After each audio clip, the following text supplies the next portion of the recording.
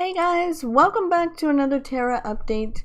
So this one is going to be a pretty big update, and it is going to be here on November 13th. Fiery Featherweights are going to be making their way to the game for the PC, of course. Not for console. Unfortunately, I actually missed the big console update. Well, technically I didn't miss it, I just got confused. So I made a video on the Death Rack update for console because I thought it was for PC, which is why in the video I was super confused whenever I was talking about it, because the Death Rack update already happened for PC, but the TERA website said that the Death Rack update was for PC. So I was super confused, and I didn't look on their Twitter, but then I looked on it later, and the Twitter had said that it was for console. So I got super confused because someone had actually commented on the video and said that the Death Rack update was for console. And so I went back and checked, and I looked, and it was for console, not for PC. So that's why I was completely confused. So I decided not to upload the video. One, because the update had already happened, and I was pretty much late anyway.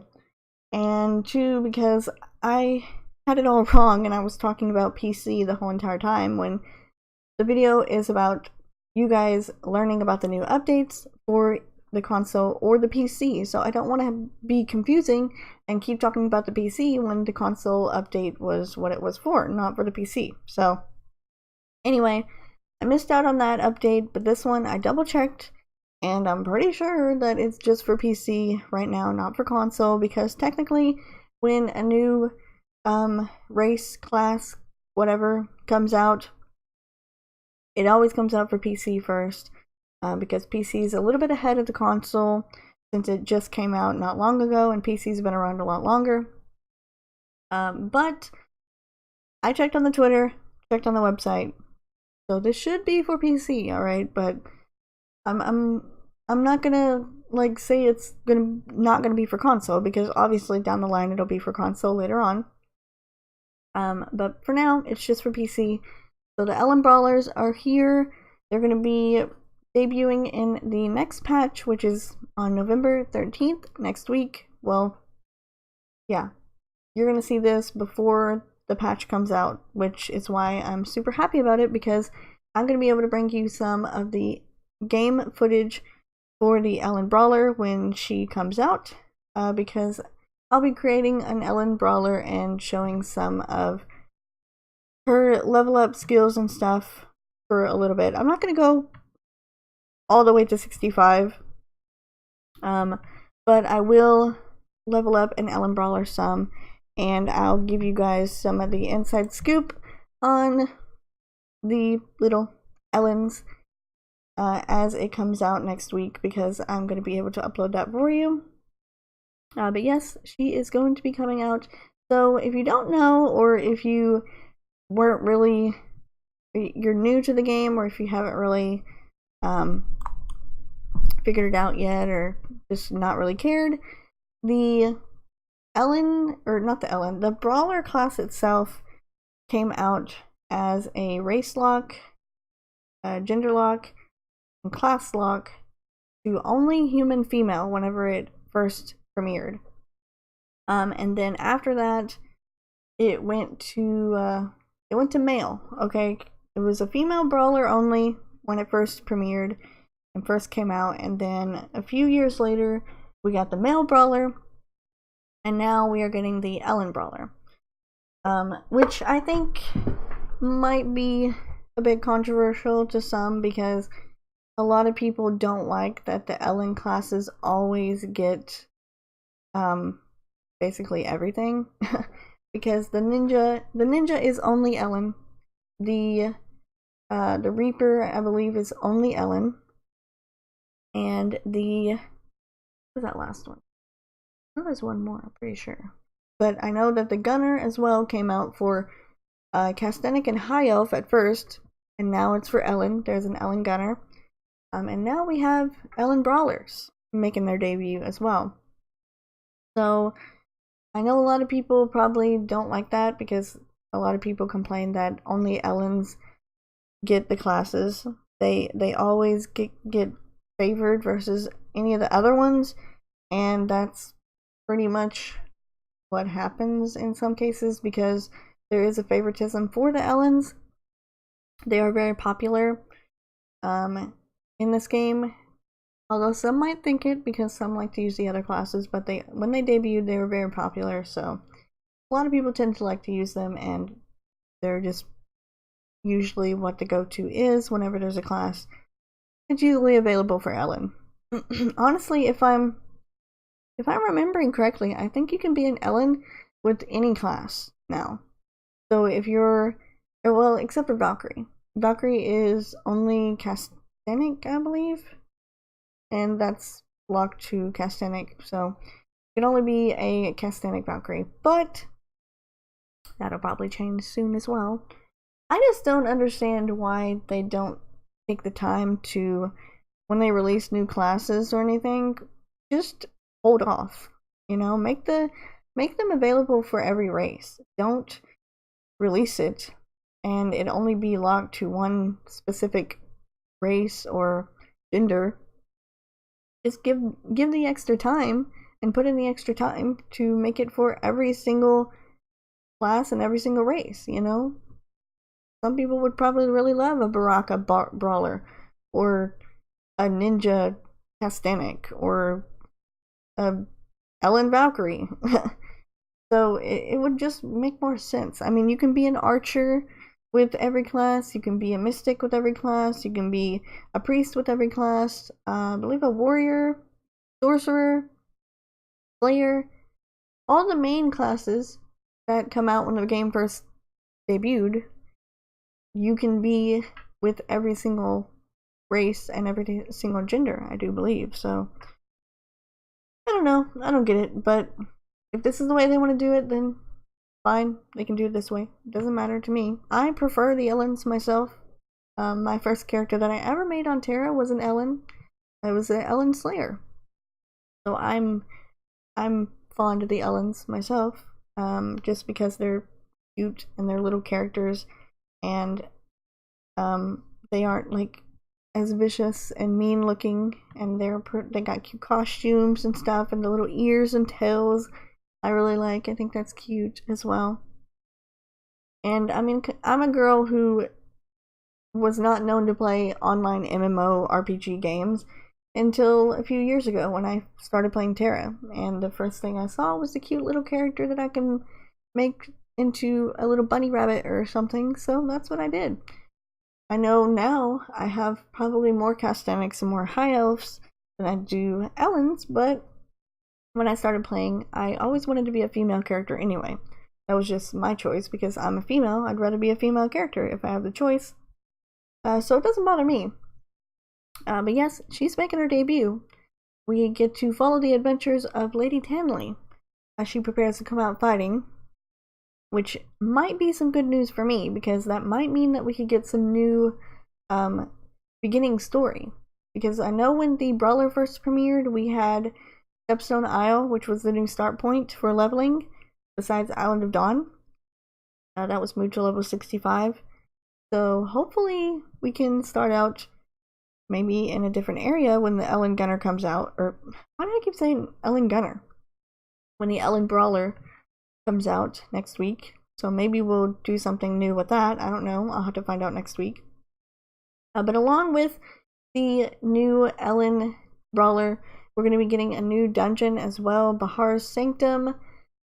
It's going to be coming out with the Fiery Featherweights update. It is a item level minimum of 456, level 65 dungeon, and you're going to be able to go into it once a day or twice for elite players. I can actually see as well if I'm going to be able to go through and do this one for you guys too, because I could do that as well. I won't be doing it with a tank or an Elin Brawler. That's just not my preferred class. I don't prefer to play with tanks, but I would love to go through the dungeon and show you guys the dungeon as well when it premieres. If I'm actually going to be able to do that, I'll have to check some of my characters. I don't really know what my minimum item level is on a lot of them because I'm not a big end game player. I'm more of a casual player. One of my favorite things to do is level up the characters versus when you get to level 65, you have to do the gear and you have to grind and do all this stuff to just try to get yourself ready to face these dungeons, which are super difficult. But I generally don't like to do that. I like to level up characters. I mean, I'm leveling 3 right now, if that tells you how casual I am. I'm going through and actually reading through all of the yellow quests. I've already read through all of the red quests, and I thought I would go through and read all the yellow quests now. So I would do all the red and yellow quests, and I'm more of that type of player than one of those who just loves to get to level 65 as fast as possible and then spam dungeons all day, every day. Not really something that I can do. Like, I do it occasionally, but more than likely I'm just a casual player who likes to level up characters.